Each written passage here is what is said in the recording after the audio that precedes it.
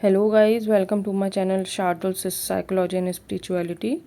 तो हम career counselling and guidance का जो डिप्लोमा है उसके टॉपिक्स कवर कर रहे हैं। उसमें कम्युनिकेशन में एक टॉपिक है इंटरव्यू, तो आज हम वो कवर करेंगे। हम देखेंगे कमिंग स्लाइड्स में कि कौन कौन से इंटरव्यूज़ होते हैं, कैसे उसको प्रिपेयर करते हैं, कैसे अपनी जो एंशियसनेस है उसको मैनेज करते हैं, या आपको कौन सी स्किल होनी चाहिए, कैसे अपने आप को कॉन्फिडेंशली शो करना है। तो ये सारी चीज़ें हम क्या करेंगे आगे कमिंग स्लाइड में देखेंगे।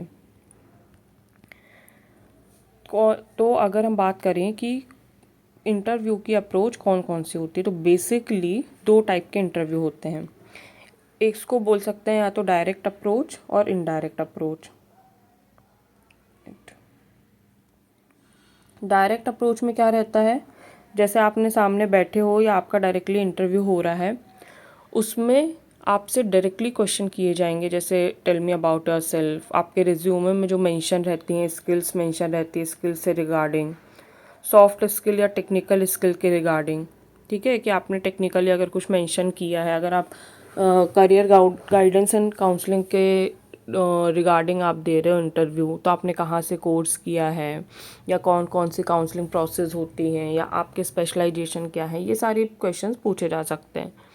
अगर हम इनडायरेक्ट अप्रोच की बात करें, तो इनडायरेक्ट अप्रोच में जैसे कि कुछ असेसमेंट्स होते हैं, है ना, जिसमें डायरेक्टली क्वेश्चन नहीं पूछते पर इनडायरेक्टली आपकी पर्सनैलिटी को रीड किया जाता है। जैसे कि एप्टीट्यूड टेस्ट हो गया, प्रॉब्लम सॉल्विंग एबिलिटी देखी जाती है आपकी, आप कल्चर के लिए कितना फिट हो। कभी कभी जो एचआर आपका इंटरव्यू लेते हैं, या फिर आप जब डायरेक्टली इंटरव्यू देते हैं, तो वहाँ पे कुछ लोग रहते हैं जो आपकी पर्सनैलिटी को ऑब्जर्व करते हैं, आपका कॉन्फिडेंस कैसा है, आपके आंसर्स देने के तरीके क्या हैं। तो ये सारी जो रहती है वो इनडायरेक्ट अप्रोच कहलाती है। इसके बाद सबसे इम्पॉर्टेंट जो रहता है, क्योंकि आपके जॉब के लिए रिज्यूम सबसे मेन रोल प्ले करता है।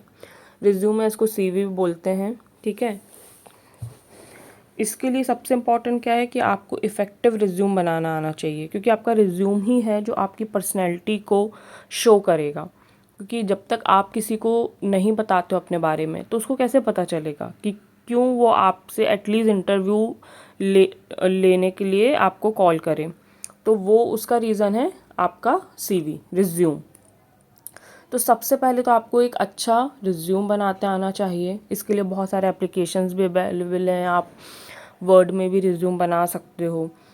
उसमें जो आपका मेन गोल है, जिसमें आपको जाना है, आपको उसको मेंशन करना है सबसे पहले सब्जेक्ट में।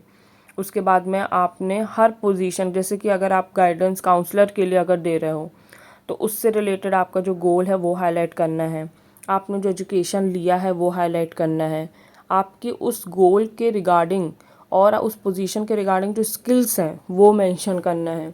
अगर आपने कहीं कोई ऑलरेडी इंटर्नशिप या पहले जॉब कर रखी है, तो वो एक्सपीरियंस वहाँ पे ऐड करना है ना, जो जॉब डिस्क्रिप्शन से मैच हो। तब सामने वाले को लगेगा कि नहीं, आप इस जॉब के लिए फ़िट हो, तो कम से कम आपको इंटरव्यू के लिए कॉल आएगा। उसके बाद आप प्रिपरेशन कैसे करोगे, तो मॉक इंटरव्यू का मतलब क्या होता है कि ओरिजिनल जो रियल इंटरव्यू है उसके पहले एक ऐसा एनवायरनमेंट क्रिएट करना कि आप इंटरव्यू दे रहे हो, है ना। आपके कोई फ्रेंड्स हैं, कलीग हैं, या आपके कोई मेंटर हैं, तो आप उनके साथ एक इंटरव्यू सेशन प्रिपेयर कर सकते हो। उसमें आप सामने वाले को कुछ क्वेश्चंस प्रिपेयर करके दे सकते हो, वो प्रिपेयर कर सकता है और आपसे ऐसे क्वेश्चन ही पूछेगा जैसे रियल एनवायरनमेंट जो रहता है इंटरव्यूअर और इंटरव्यू के बीच में, वो क्वेश्चंस आपसे पूछेगा, तो आप उसको ऐसे इफेक्टिवली आंसर दे पाओ। उससे क्या होता है, आपका कॉन्फिडेंस बढ़ेगा, आपको कमी पता चलेगी अपनी, आपको कहाँ कौन से एरियाज़ हैं जिसमें वर्क करना है वो पता चलेगा। तो आप अपने रिस्पॉन्सेस को, जो आप आंसर कर रहे हो, उसको और बेटर बना सकते हो। उसके बाद तीसरा है फीडबैक और रिफाइनमेंट। अगर आपको फीडबैक, जैसे आपने मेंटर्स से लिया या फ्रेंड्स ने आपको बताया कि तुम्हारा कॉन्फिडेंस कम लग रहा था, या तुमने ये आंसर्स अच्छे से नहीं दिए हैं, इसको और अच्छे से दे सकते हो, तो ऐसे फीडबैक मिलने से क्या होगा, आपके इम्प्रूवमेंट के चांसेस बढ़ जाते हैं। आपको पता चल जाएगा कि कहाँ कहाँ आपको इम्प्रूव करना है, राइट। उसके बाद कॉन्फिडेंस और बॉडी लैंग्वेज। देखो, कभी भी जब प्रोफेशनलिज्म की हम बात करते हैं, तो आपकी बॉडी लैंग्वेज, इवन दो हम पर्सनैलिटी की भी बात कर रहे हैं, तो आपकी बॉडी लैंग्वेज बहुत कुछ कहती है। आपका कॉन्फिडेंस आपकी बातों से झलकता है। इसलिए सबसे पहले तो जैसे आप किस तरीके से हैंडशेक करते हो, ये बहुत इंपॉर्टेंट है। आपको लगेगा ये बहुत छोटी सी चीज़ है, बट आप कितने कॉन्फिडेंस के साथ में हैंडशेक करते हो ये भी बहुत इंपॉर्टेंट होता है। एक गर्म जोशी से भरा हुआ हैंडशेक इसको बोल सकते हैं। देखो, ये एक पॉजिटिव एटीट्यूड को शो करता है और मोस्ट प्रोफेशनल एटीट्यूड को शो करता है। अभी हम कभी भी प्रोफेशनल एनवायरनमेंट में नमस्ते तो करते नहीं हैं, राइट, कि दोनों हाथ जोड़ के, वो एक अलग चीज़ है। इन जनरल क्या होता है, हम हैंडशेक करते हैं या हेलो बोलते हैं, गुड मॉर्निंग, गुड आफ्टरनून, ऐसे ग्रीट करते हैं। तो उसके लिए आपको प्रॉपरली अपने ग्रीट यानी कि किसी को थैंक यू बोलना है, गुड मॉर्निंग बोलना है, गुड आफ्टरनून बोलना है, हैंडशेक करना, मतलब मीटिंग के टाइम पे जो हम करते हैं कि हम किसी से मिल रहे हैं तो कैसे मिलते हैं, उसके लिए आपको प्रोफेशनलिज्म फॉलो करना बहुत ज़रूरी है। उसके लिए आपका कॉन्फिडेंस दिखना चाहिए जिस तरीके से आप सामने वाले को ग्रीट कर रहे हो। Eye contact very much important, चाहे आप इंटरव्यू दे रहे हो, चाहे किसी से बात कर रहे हो, जब आप प्रॉपर आई कांटेक्ट करते हो ना तो उससे आपका कॉन्फिडेंस झलकता है। अगर आप बार बार नज़रें चुरा रहे हो, आप साइकोलॉजी का अगर स्टूडेंट हो, इससे भी कई चीज़ें पता चलती कि कहीं आप कुछ गलत तो नहीं हो, या आपका कॉन्फिडेंस कम है, ये सारी चीज़ें पता चलता है। या तो आपका इंटरेस्ट नहीं है ना, आप किसी से बात कर रहे हो, यहाँ वहाँ देख रहे हो, सामने वाले को क्या लगेगा कि आपका तो इस बात में इंटरेस्ट ही नहीं है। जबकि आप जब आई कांटेक्ट करके बात करते हो तो सामने वाले को लगेगा कि आप इंटरेस्टेड हो, आप ध्यान से चीज़ें सुन रहे हो, समझ रहे हो। Good posture is very much important. अगर आप खड़े हो तो ऐसे झुक के नहीं खड़े रहना है।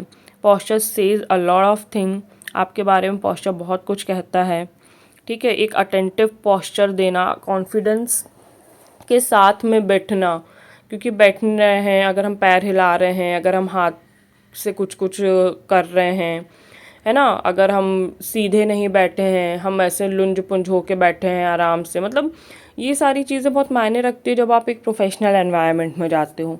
आपको एक अच्छा पोस्चर मेंटेन करना बहुत ही ज़रूरी होता है। और एक वार्म स्माइल, क्योंकि क्या होता है, जब भी आप मुस्कुराते हो तो आप एक पॉजिटिव एनवायरनमेंट क्रिएट करते हो, अपने लिए भी और सामने वाले के लिए भी। पॉजिटिवनेस कन्वे होने से क्या होता है, एक कंफर्ट आ जाता है, आप एक फ्रेंडली एनवायरनमेंट बनाते हो, एक पॉजिटिव इम्प्रेशन छोड़ते हो। तो इसलिए ऐसा नहीं कि हर जगह ही आपको मुस्कुराते ही रहना है, लेकिन जैसे आप ग्रीट कर रहे हो, इंटरव्यू में गए हो, तो हंस के एक स्माइल के साथ में गुड मॉर्निंग बोलना है। ऐसा नहीं कि डरे डरे से बैठे हो, सामने वाले को लगे कि अरे बाप रे, आप तो डर गए हो, आप में कॉन्फिडेंस ही नहीं है। तो इस तरीके से नहीं होना चाहिए। तो इसके लिए ज़रूरी है कि अच्छी सी स्माइल के साथ में ग्रीट करना। आपके अंदर सॉफ्ट स्किल को डेवलप करना बहुत ज़रूरी है। जब भी आप कुछ भी कहीं भी प्रोफेशनल स्किल की बात करते हैं तो उसमें टेक्निकल स्किल और सॉफ्ट स्किल दोनों ही आती है। जितना आपका टेक्निकल स्किल रोल प्ले करती है उतना ही आपका सॉफ्ट स्किल भी रोल प्ले करती है। अभी सॉफ्ट स्किल में जैसे हम बात करें तो कॉन्फिडेंस आता है, ठीक है, वो उसमें मेंशन नहीं, पर कॉन्फिडेंस बहुत इंपॉर्टेंट सॉफ्ट स्किल है। कम्युनिकेशन स्किल आपकी बहुत ही इंपॉर्टेंट सॉफ्ट स्किल है।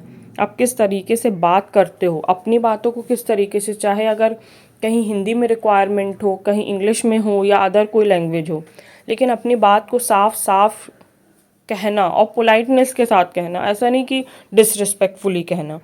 एक अपनी बातों में, अपने बिहेवियर में एक पोलाइटनेस और रिस्पेक्ट रखना बहुत ज़रूरी रहता है। एप्रोप्रिएट लैंग्वेज यूज़ करना, आप मतलब अगर कोई सर है, मैम है ना, तो इस तरीके से आप उनसे बात करोगे, किस तरीके की लैंग्वेज आपको यूज़ करनी है। आप पर्सनल जैसे बात करते हो वैसे आप बात नहीं करते। तो अपने थॉट्स को, आइडियाज़ को इफ़ेक्टिवली जब आप कम्युनिकेट करते हो, रिस्पेक्टफुली, पोलाइटनेस के साथ में कम्युनिकेट करते हो, तो उसका एक पॉजिटिव इम्पैक्ट पड़ता है।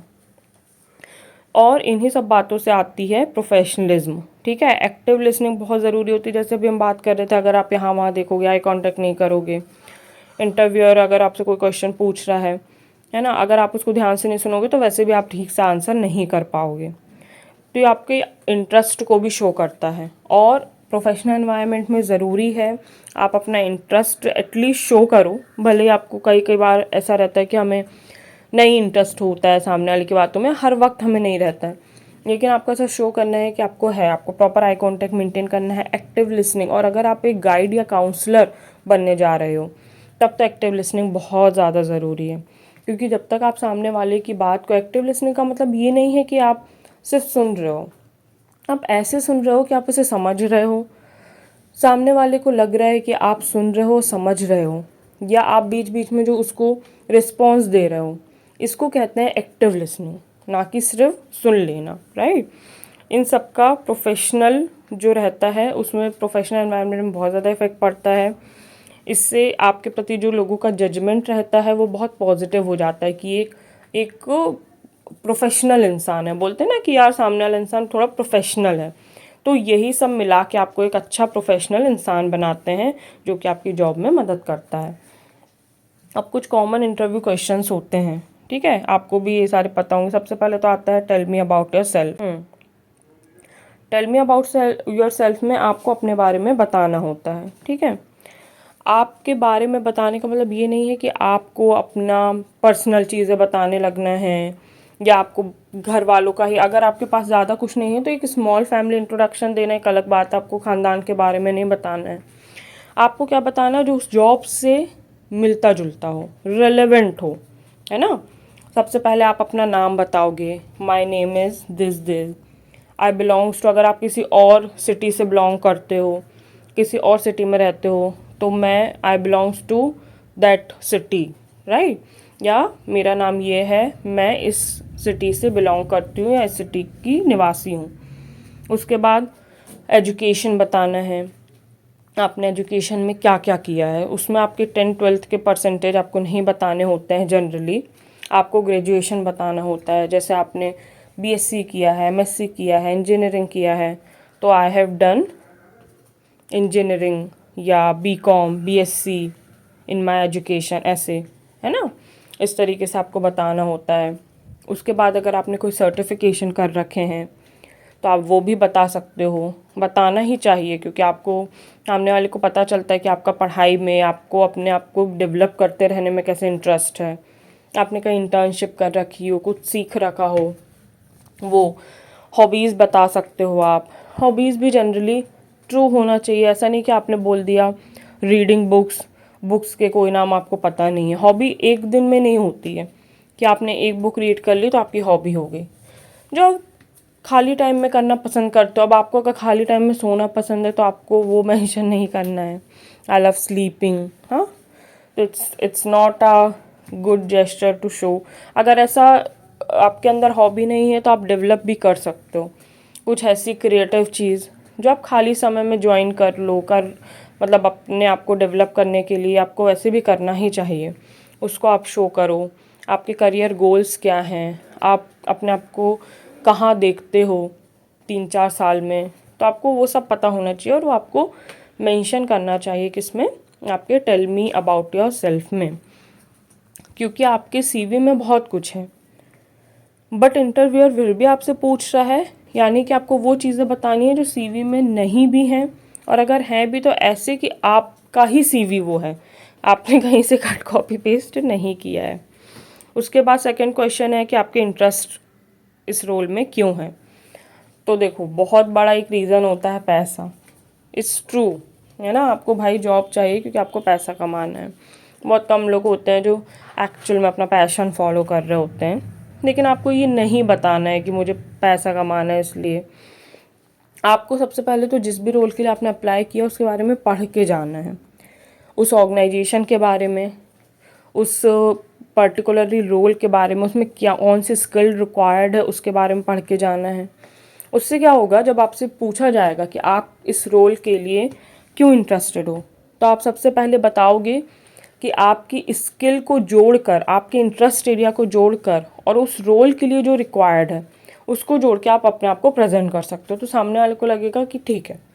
जैसे अगर आपका गाइडेंस, अगर आपने काउंसलर के रोल के लिए अप्लाई किया है तो आप बता सकते हो कि मैंने साइकोलॉजी से पढ़ाई की है, मेरा ग्रेजुएशन है, उसके बाद मैंने डिप्लोमा किया है गाइडेंस एंड काउंसलिंग से, मैंने यहाँ यहाँ इंटर्नशिप की है, तो मैं इस रोल के लिए मेरा इंटरेस्ट है और जो मांगी है तो वो स्किल्स एकदम सही बैठती हैं, है ना। तो उस स्किल से मैच करता है, इस वजह से मुझे ये रोल में इंटरेस्ट है। उसके बाद में आपकी स्ट्रेंथ और वीकनेस। तो आपकी स्ट्रेंथ और वीकनेस में क्या होगा, आपकी जो स्ट्रेंथ है आपको इस तरीके से शो करनी है, जो आपके जो आपका रोल है उससे मिलती जुलती हो, ठीक है। जैसे मान लो आप गाइडेंस एंड काउंसलिंग के लिए गए हो, तो आप बता सकते हो कि कम्युनिकेशन आपकी स्ट्रेंथ है ना, क्योंकि वो उस रोल के लिए भी फिट बैठ रही है। जब आप ऐसा बताते हो, सामने वाले को लगता है कि आप इस रोल के लिए अच्छे कैंडिडेट हो, है ना, क्योंकि आपके अंदर वो स्किल है। वीकनेस है, वीकनेस भी आपको ऐसे नहीं बतानी है कि आप बहुत कमज़ोर हो, बहुत वीक हो। आपको कोई ऐसी स्किल लेनी है, जैसे आपने बोल दिया कि आप थोड़ा सा डीप जाने में, ये आपकी एक वीकनेस आप बता सकते हो कि I want to research more on the things, ठीक है, मैं चीज़ों के बारे में ज़्यादा गहराई से जानना चाहता हूँ या जानना चाहती हूँ। तो इससे क्या पता चलता है, ये आपकी एक स्ट्रेंथ भी शो कर रही है और आपके लिए ये वीकनेस है। तो इससे कभी भी अपनी स्ट्रेंथ को या वीकनेस को स्पेशली ऐसा बताना है कि वो इनडायरेक्टली आपकी स्ट्रेंथ लगे। थोड़ा सा ट्रिकी है ये, लेकिन जब आप थोड़ा सा इस पे काम करोगे तो आपको पक्का पता चल जाएगा, है ना। उसके बाद आपकी सैलरी एक्सपेक्टेशंस। आपकी सैलरी एक्सपेक्टेशंस आपको हमेशा बोलनी है as per the company standard, organisation standard, क्योंकि उन्होंने अगर कुछ एक्सपीरियंस पे या फ्रेशर्स के लिए कुछ जॉब निकाला है तो वो उस बेसिस पे सैलरी निकाल भी रहे होंगे, राइट।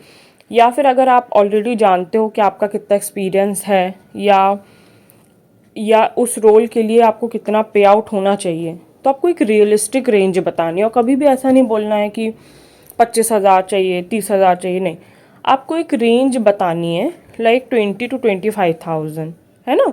कभी भी अपने आप को ये मत शो करो कि नहीं मैं तो बेस्ट ही हूँ, मैं तो इतना डिज़र्व करता हूँ।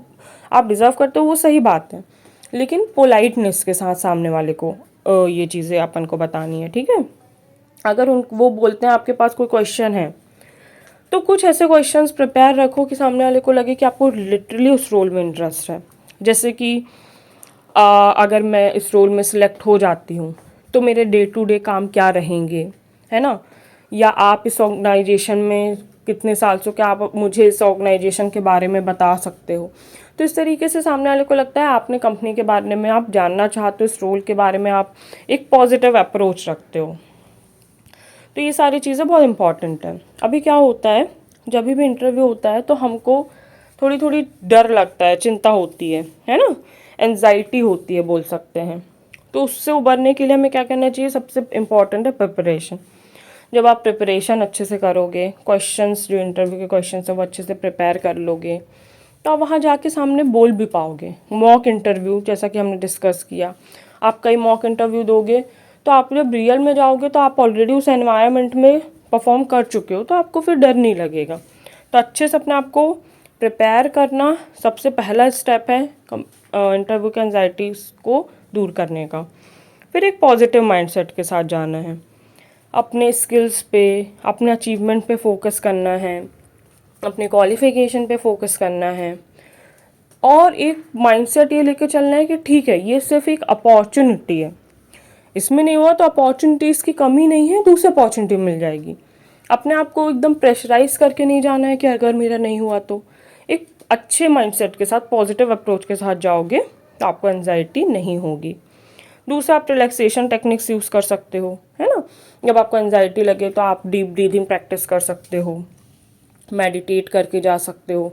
इससे क्या रहेगा, आपका दिमाग काम रहेगा, आप शांत रहोगे, है ना। बहुत ज़्यादा हड़बड़ी में नहीं, आपको पता आपका 10 बजे इंटरव्यू है, जल्दी उठ के, जल्दी नहा धो के, पूजा पाठ जो भी आप करना है, थोड़ा सा अगर आपको रिवीजन करना है, वो सब करके आप शांति, समय से पहले निकलो, समय से पहले पहुँचो। हड़बड़ी में क्या है, एंजाइटी बढ़ जाती है। और प्रॉपर नींद लो, अगर आपका नेक्स्ट डे इंटरव्यू, आप प्रॉपर नींद लो, प्रॉपर आप पानी पियो, हाइड्रेटेड रहो, तो ये आपके एंजाइटी लेवल को कम करने में मदद करता है। उसके बाद में अगर आपका इंटरव्यू हो गया है, अब क्या करना है, इंटरव्यू होने के बाद में आप फॉलोअप ले सकते हो। ये क्या है, पोस्ट इंटरव्यू स्ट्रेटेजी, मतलब इंटरव्यू के बाद की प्रोसेस। सबसे पहले इंटरव्यू होने के बाद में सामने वाले को आपको मौका देने के लिए थैंक यू बोलो। अगर आप ऑनलाइन दे रहे हो, आपके पास मेल है, आप मैसेज में बोल सकते हो या तुरंत भी बोल सकते हो कि thank you for giving me this opportunity, मुझे इस इंटरव्यू का मौका देने के लिए आपका बहुत बहुत धन्यवाद, है ना। सबसे पहला थैंक यू नोट आपको सामने को ग्रीट करना है। दूसरा, फॉलोअप की इंक्वायरी आपको लेना है 1 वीक का कम से कम टाइम लो। अगर 3 से एटलीस्ट 4 से 5 दिन में आपके पास में नहीं आता है कोई रिटर्न, क्योंकि प्रोसेस होने में टाइम लगती है इंटरनली चीज़ें। अभी आपका इंटरव्यू लिया, हो सकता है और भी कैंडिडेट हो जिनके इंटरव्यू लेने हो, साथ में रिजल्ट डिक्लेयर हो। उसके बाद में आप उनको रीच आउट करो, उनसे पूछो कि इस डेट को मेरा इंटरव्यू हुआ था तो मैं उसका रिजल्ट जानना चाहती हूँ। प्रोफेशनल्स मेंटेन करो। अगर आपका नहीं भी हुआ तो ऐसा नहीं है कि आप सामने वाले को 4 बातें सुनाने लग जाओ, है ना। नहीं हुआ थैंक यू बोल के फिर आप नेक्स्ट की प्रिपरेशन करो और एक्सपीरियंस से सीखो। हो सकता है आप इंटरव्यू बहुत अच्छा गया हो पर सामने वाले के पास में आपसे बेटर कैंडिडेट हो, राइट। या हो सकता है उनको कुछ और चीज़ की रिक्वायरमेंट हो जो आपके साथ मैच ना कर रही हो, तो कभी भी मत सोचो कि मेरा तो अच्छा गया कि सामने वाले ने क्यों नहीं लिया। हो सकता है कि उनकी पोजीशन क्लोज हो गई हो, समटाइम्स ऐसा हो जाता है, इंटरनली कहीं किसी को ले लिया हो, जान पहचान वाले को ले लिया हो, कुछ भी हो सकता है। तो अपने एक्सपीरियंस के साथ में सीखो। अगर आप कम रह गए हो, अगर कोई क्वेश्चन आपसे नहीं मिला, आप नोट डाउन करो आपसे क्या क्वेश्चन पूछे। हर बार इंटरव्यू देने के बाद में क्वेश्चन नोट डाउन करो और अगले इंटरव्यू के पहले उन क्वेश्चन को भी प्रिपेयर करके जाओ। तो इससे क्या होगा, आप अगले हर इंटरव्यू के लिए अच्छे से प्रिपेयर होते जाओगे। अभी ये क्या था कि टेक अवे, मतलब कि सबसे पहले अपने आपको प्रिपेयर करना है। कभी भी किसी भी कंपनी के बारे में इंटरव्यू देने से पहले अपने आपको अच्छे से प्रिपेयर करो। कॉमन इंटरव्यू क्वेश्चन प्रिपेयर करो, पोजीशन के बारे में जानो, ऑर्गेनाइजेशन के बारे में जानो, अच्छे से मॉक इंटरव्यूज दो, क्वेश्चन वगैरह प्रिपेयर करो, अपने आपको मेडिटेट करके, ब्रीदिंग टेक्निक करके शांत रखो, ठीक है। तो इस तरीके से प्रैक्टिस कर सकते हो आप। कॉन्फिडेंस में रहो, कॉन्फिडेंट रहो, अपना आई कॉन्टैक्ट मेंटेन करो, बॉडी पोस्चर्स अच्छे रखो, पोलाइटली कम्युनिकेट करो, अपने थॉट को क्लियरली कन्वे करो। ऐसा नहीं है कि कुछ भी आड़ा बड़ा बोले जा रहे हो, कुछ भी, है ना। जो वर्ड टू वर्ड है वो आपको कम्युनिकेट करना है और अच्छे से फॉलो अप लो। तो ये 4 चीज़ें आपको करनी है। यही है मेनली इंटरव्यू का जो है प्रोसेस अपना। यहाँ पे हमारी जो स्लाइड्स खत्म है। अभी आपको अगर कुछ डाउट है, कुछ क्वेश्चन है तो कमेंट सेक्शन में लिख सकते हो। आपको कैसा लगा मुझे जरूर बताइएगा कमेंट सेक्शन में, और सब्सक्राइब कर लीजिएगा, और अगर आपको अच्छा लगा तो लाइक करिएगा, वीडियो को शेयर कीजिएगा, ठीक है। फिर मिलेंगे अगले वीडियो में। इसकी जो जितना भी सिलेबस है वो मैं पूरा कवर करने वाली हूँ, तो आपको प्लेलिस्ट की लिंक डिस्क्रिप्शन में दे दूँगा, वहाँ से ले सकते हो। Thank you so much.